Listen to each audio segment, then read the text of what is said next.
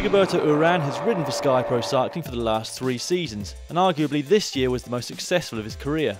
Having started the Giro d'Italia in support of Bradley Wiggins, Urán eventually found himself leading the team after Wiggins abandoned on stage 13. And the Colombian didn't disappoint, eventually finishing 2nd overall behind Vincenzo Nibali of Astana and taking a stage win along the way. It was no surprise that other teams came knocking, and with his greater earning potential, Sky were unable to keep hold of his services. Next year, Urán will ride in the colours of Omega Pharma Quickstep, where they will hope that he continues his progression at the Grand Tours. After 5 years riding at the same team, often in the support of other riders, Rui Costa decided that it was time to be leader himself. Despite winning the Tour de Suisse for 2 years running and taking 2 stage wins at this year's Tour de France, Costa was always going to be playing second fiddle to the likes of Quintana and Valverde. Step forward Lampre, who signed Costa in August on a 1-year deal. They had offered him a longer-term contract, but Costa decided to test the water in 2014 to see if it's the right team for him. Costa's performance in Florence this year was good for both of them. For Lampre, well, they have the World Champion for the year, and for Costa, he doesn't have to wear a pink and lime green kit. We might even forgive Costa if he uses white shorts next year. Jan Bakelants picked up his first professional win this year, and he couldn't have picked a better time to do it. At the Tour de France no less, on stage 2. Conveniently, his 1 second time gap to the rest of the group also meant that he picked up the yellow jersey. Despite his success, Bakelants' contract negotiations didn't go smoothly. He had an agreement in place with Fernando Alonso, who was supposed to be taking over the Escatel team. However, when that deal fell through, Bakelants was left with nothing and was quoted as saying, "I feel like the world has fallen on my head." Luckily for the Belgian, a last-minute offer was put on the table, and he will be riding for Omega Pharma Quickstep in 2014. With Omega Pharma making so many signings for next season, there of course had to be a number of riders leaving. The most high profile of those was Frenchman Sylvain Chavanel, who had been with the team for 5 years. Chavanel, along with teammate Jérôme Pinot, are leaving the safety of the World Tour and going to the Swiss Pro Continental team IAM Cycling.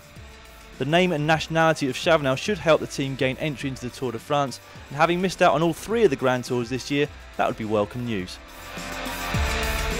When the HTC team folded at the end of 2011, it was assumed that Mark Renshaw would follow Cavendish to whichever team he chose.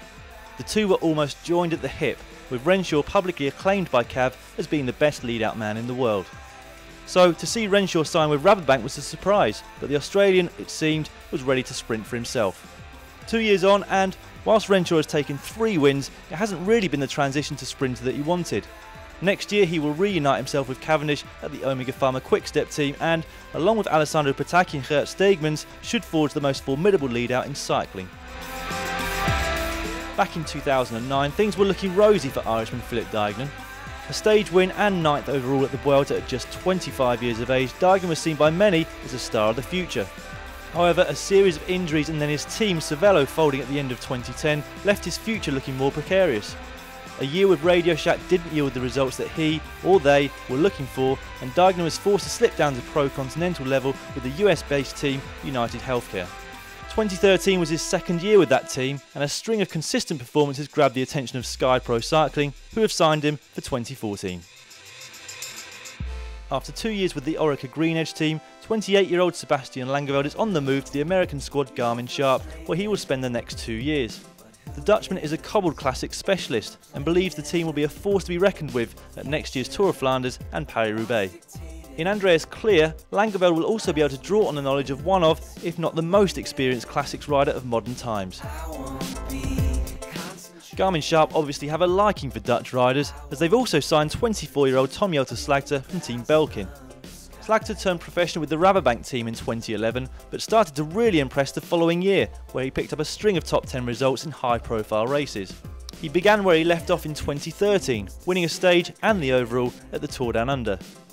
Garmin will be looking to develop Slagter's climbing potential, particularly at the Ardennes Classics and the Grand Tours. 25-year-old Frenchman Tony Gallopin spent the last 2 seasons with the Radio Shack team and this year took his biggest win to date at the Classica San Sebastian. Gallopin is able to both climb and sprint and has always been seen as a rider with huge potential. Questions have been asked though as to whether Lotto Belisol are the right team to nurture that talent, but time will tell as he will be riding for that Belgian squad for the next 2 years. Most cycling fans will be familiar with the name Erik Zabel, one of the most successful riders of the 90s. Well, his son Rick will make his debut in the professional ranks next year in the colours of BMC Racing. Zabul has spent the last 2 years racing for the Rabobank development squad and has been impressively consistent. He won the German Under-23 National Championships in 2012 and this year won the Under-23 version of the Tour of Flanders. If he can repeat that success in the senior race, he would have achieved something his father never did. The conceptual bike that took Miguel Indurain to some of his most impressive time trial wins.